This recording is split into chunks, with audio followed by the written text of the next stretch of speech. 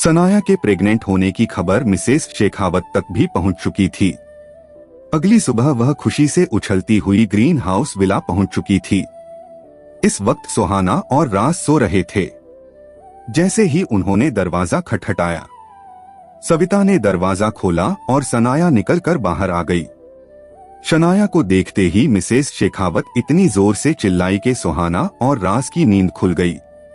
उन्होंने अपनी खुशी जाहिर करके चिल्लाते हुए कहा, मेरी प्यारी बच्ची, मुझे पूरा यकीन था कि राज के लिए तुमसे बेहतर लड़की हो ही नहीं सकती, और वो भी सिर्फ और सिर्फ तुमसे प्यार करता है। वो तो पता नहीं अहाना जैसी कहा कि गवार मेरे बेटे के गले पड़ गई है। मुझे तो रहा ही नहीं जा रहा था। तुमने जब से मुझे बताया है कि तुम प्रेग्नेंट हो, मैं खुशी से फूली नहीं समा रही हूं। बड़ी मुश्किल से मैंने कंट्रोल करके रात काटी है और सुबह होते ही यहां पहुंच गई। मैं दादी बनने वाली हूं। इससे ज्यादा खुशी की बात क्या हो सकती है। मिसेस शेखावत अपनी खुशी जाहिर कर ही रही थी कि तभी राज नाइट सूट में ही नीचे आ गया और उसने नीचे आकर मिसेस शेखावत की ओर देखकर कहा, आप दादी नहीं बनने वाली है। यह बच्चा मेरा नहीं है। जिस दिन आप दादी बनेगी उस दिन आपको बता दिया जाएगा। उस दिन के लिए अपनी खुशी बचाकर रखें। राज की बात सुनकर मिसेस शेखावत ने बात टालते हुए कहा, कम ऑन, मैं जानती हूँ तुम इस लड़की से प्यार नहीं करते हो। तुम्हारे लिए शनाया से अच्छी लड़की हो ही नहीं सकती, और मुझे तो खुशी है इस बात की कि तुम दोनों के बीच में कुछ रिलेशन बना, जिसकी वजह से कम तुम्हारा सही लड़की के साथ रिश्ता तो हुआ। राज गुस्से ने मिसेस शेखावत की और देखकर कहा, आपको किस लैंग्वेज में समझ आएगा कि यह बच्चा मेरा नहीं है और आप इस बच्चे की दादी नहीं हैं। क्या आपके लिए मेरी बात समझना इतना मुश्किल होता है कि आपको मेरी कोई भी बात समझ में नहीं आती? क्या आपने कसम खा ली है कि आप मेरी बात नहीं सुनेंगी? राज की बात पर मिसेस शेखावत ने नाराज होते हुए कहा, मुझे समझ में नहीं आता तुम्हें पिछले कुछ महीनों में आखिर तुम्हें क्या हो गया है। तुम तो कभी इतनी बदतमीजी से बात नहीं करते थे और ना ही कभी तुमने मेरी किसी चीज में दखलंदाजी की है, पर आजकल तो ऐसा लगता है जैसे मेरी बात ना मानना तुम्हारा नया शौक बन चुका है। राज मां, मैंने बहुत कुछ आपके ऊपर छोड़कर देख लिया है और माफ कीजिएगा, मेरा मुंह मत खुलवाइए, वरना बहुत सी ऐसी सच्चाई है जो ना तो आपको सुनना अच्छा लगेगा और ना ही मुझे कहना। मिसेस शेखावत, तो तुम करना क्या चाहते हो? और शनाया झूठ बोल रही है। वो क्यों झूठ बोलेगी अगर वह कह रही है कि यह बच्चा तुम्हारा है, तो यह तुम्हारा ही होगा ना। तुम्हें समझ में क्यों नहीं आता? एक लड़की इन मामलों में कभी भी झूठ नहीं कह सकती। हालांकि मिसेस शेखावत बात तो सही कह रही थी, पर जब बात शनाया की होती है तब उस पर पूरी तरह से यकीन नहीं किया जा सकता। राज बहुत ज्यादा गुस्से में था, इसलिए उसने चिल्लाते हुए कहा, यह बच्चा मेरा है या नहीं, मुझे इस बात के सबूत चाहिए, और इसलिए मैं पहले शनाया के बच्चे का डीएनए टेस्ट करा लूंगा, उसके बाद ही किसी नतीजे पर पहुंचूंगा। डीएनए टेस्ट की बात पर मिसेस शेखावत चिढ़ गई और उन्होंने नाराज होते हुए कहा, इस तरह से तुम सीधे सीधे शनाया पर इल्जाम लगा रहे हो। तुम उसके कैरेक्टर पर उंगली उठा रहे हो। राज, मैं ऐसा कुछ नहीं कर रहा हूँ। मैं बस अपने मन की तसल्ली के लिए कुछ चीजें करना चाहता हूँ।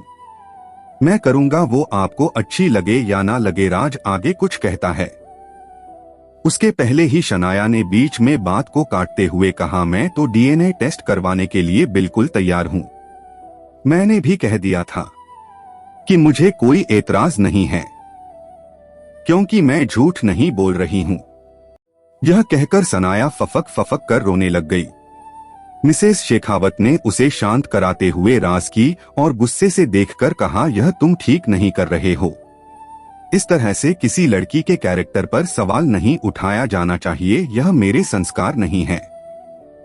मैंने तुम्हें यह सब नहीं सिखाया। राज, आपने मुझे किसी को धोखा देना भी नहीं सिखाया था, फिर मैं सुहाना को धोखा कैसे दे सकता हूँ?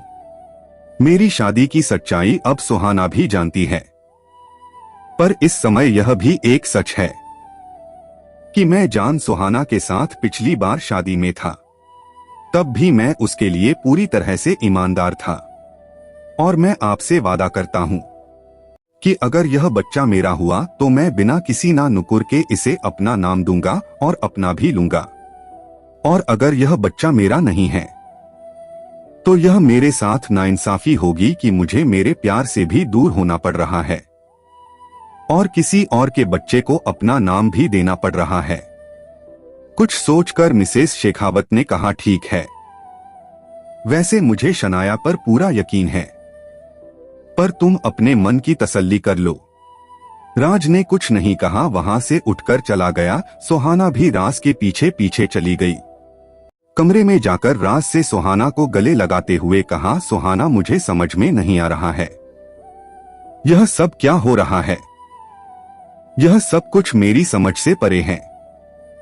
सुहाना ने प्यार से उसके सर पर हाथ फेरते हुए कहा, परेशान मत होइए, मुझे पूरा यकीन है सब कुछ जल्दी ही ठीक हो जाएगा। यह सिर्फ एक वक्त है जो अपने आप गुजर जाएगा। बस मैं आपको बार बार कह रही ही, थोड़ा शांत रहिए। अगर हमें शनाया से निपटना है तो हमें थोड़ी समझदारी से काम लेना होगा, वरना ऐसा ना हो कि जल्दबाजी में हम कुछ गलत कदम उठा बैठे। शनाया वैसे भी डीएनए टेस्ट कराने के लिए पूरी तरह से तैयार थी, इसलिए अगली सुबह डीएनए टेस्ट की बुकिंग हो चुकी थी। डॉक्टर ने शनाया को अस्पताल में ही बुलाया था क्योंकि एक अजन्मे बच्चे का डीएनए टेस्ट होना था। राज का सैंपल घर से ही लेकर लैब टेक्नीशियन हॉस्पिटल चला गया था। राज बहुत परेशान था और इसी वजह से सुहाना भी इस वक्त घर पर ही थी। हालांकि सुहाना का वह डायरेक्ट मैन्युफैक्चरर्स से सामान लेने वाला कॉन्ट्रैक्ट का जो काम था वह बिल्कुल बीच में था, पर सुहाना राज को छोड़कर इस वक्त कहीं भी नहीं जाना चाहती थी। इसलिए सुहाना ने विक्रांत को कह दिया था कि कुछ दिनों तक वह ऑफिस नहीं आएगी। सैंपल का रिजल्ट 3 दिनों में आना था। अगले 3 दिन दोनों को बड़ी बेसब्री से रिजल्ट के आने का इंतजार था। राज को यकीन था कि यह बच्चा उसका नहीं है। अब समय आ चुका था। फाइनली कल दोपहर तक रिजल्ट आने वाला था। आज रात राज बहुत बेचैन था।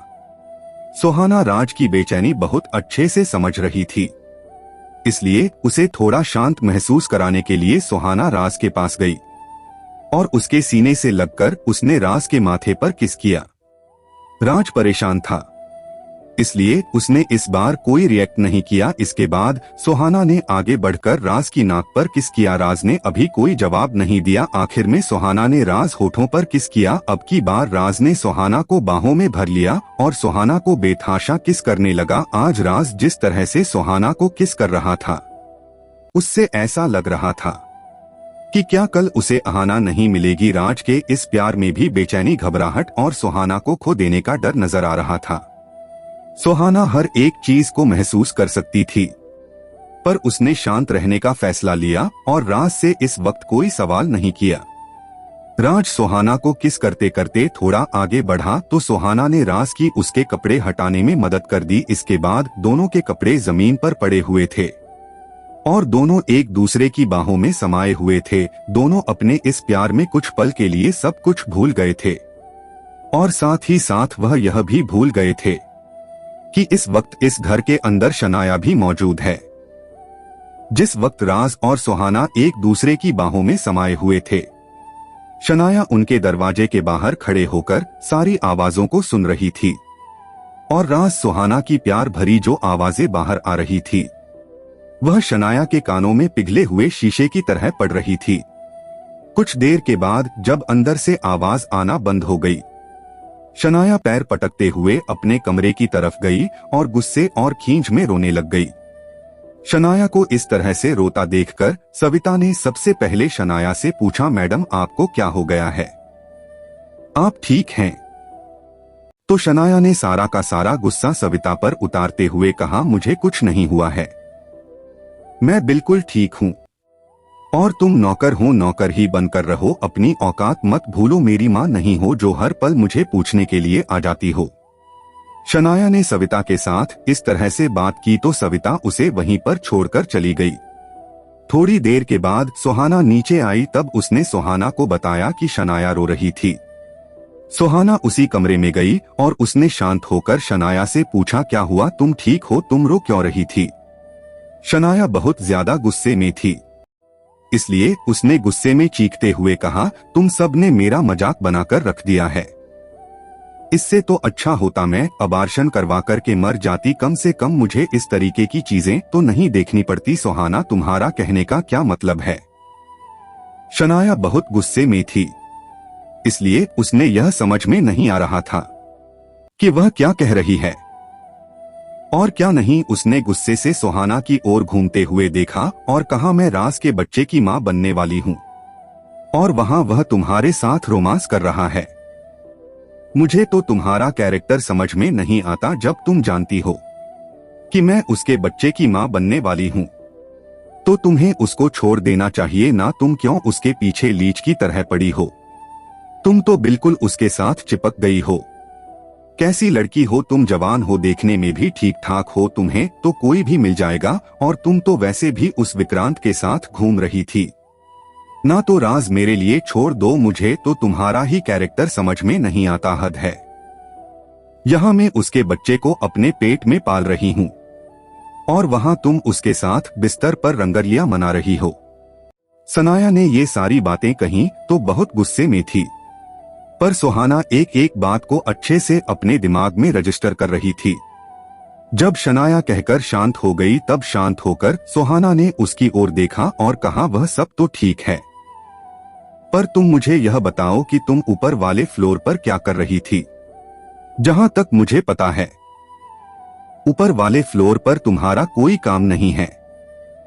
तुम्हारा कमरा नीचे है, सविता नीचे रहती है, किचन नीचे है और सारी जरूरत की चीजें नीचे तुम्हारे लिए मौजूद है। तुम ऊपर क्यों आई थी? सुहाना की बात सुनकर शनाया हड़बड़ा गई और उसने हकलाते हुए कहा, वह मैं बस तुम्हारे पास आ रही थी, उसके बाद तुम्हारे कमरे से आवाज आ रही थी, तो मैंने दरवाजा नहीं खटखटाया और मैं वापस नीचे आ गई। सुहाना समझ चुकी थी कि आखिर शनाया के रोने की वजह क्या थी। सुहाना ने तेज नजरों से उसकी ओर देखा और कहा, आज के बाद अगर किसी चीज की जरूरत हो या मुझसे कोई काम हो तो सविता दीदी से बुलवा लेना या मुझे फोन कर देना, ऊपर वाले फ्लोर पर आने की जरूरत नहीं है। यह बात सुहाना ने इतने हक से कही थी कि शनाया का उसके आगे कहने का कुछ मतलब ही नहीं बनता था। और वाकई में सुहाना इस घर की मालकिन है। कौन इस घर में रहेगा और कौन नहीं, और कौन किस जगह पर रहेगा, यह अधिकार बताने का सुहाना का है और उसका ही रहेगा।